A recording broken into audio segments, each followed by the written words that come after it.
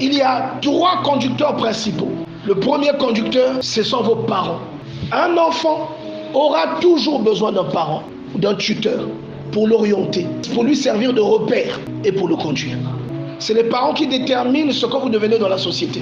Et le parent que vous êtes en tant que repère, sachez, tel que vous vous comportez, vous communiquez quelque chose à votre enfant.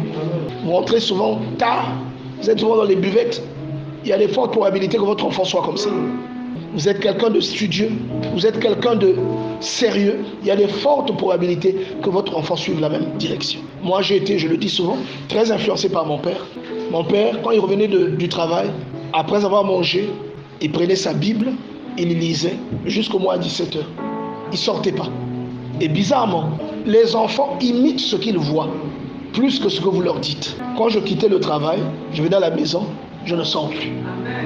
Très influencé par mon père. Le premier conducteur, c'est le parent. Le deuxième conducteur, c'est l'homme de Dieu. L'homme de Dieu va jouer un grand rôle dans ce qui vous attend après votre passage sur la terre. Une brebis ne peut jamais se conduire par elle-même. Elle aura toujours besoin d'un pasteur.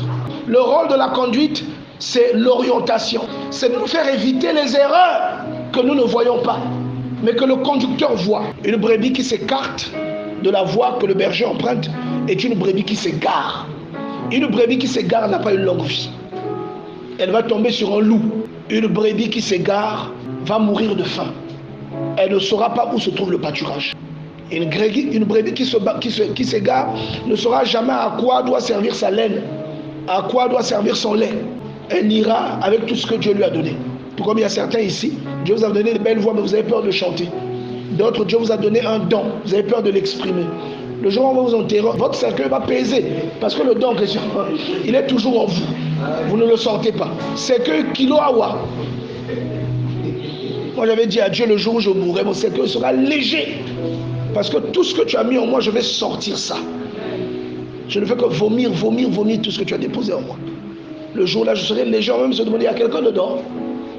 Parce que tout sera sorti. Amen. La conduite a un rôle. C'est qu'une personne qui n'est pas conduite est une personne qui ne peut pas être correctement orientée.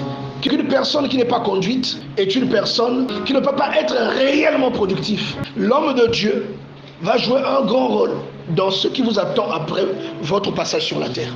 Donc même le pasteur, si vous voulez que vos brebis prient, montrez-leur que vous aimez la prière, vous.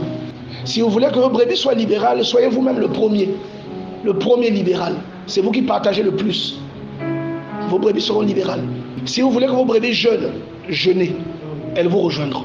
Vous voulez que vos brebis craignent Dieu, qu'ils aiment la parole, montrez-leur que vous êtes en fou de la parole. Alléluia. Amen. Ne leur demandez pas de faire des choses que vous-même vous ne faites pas. C'est de l'hypocrisie. Vous craignez Dieu, vous allez leur communiquer cette crainte. Le troisième conducteur, c'est l'Esprit de Dieu, sinon Dieu lui-même. Et c'est lui le plus grand de tous les conducteurs, parce que les deux précédents arrivent à vous conduire grâce à lui.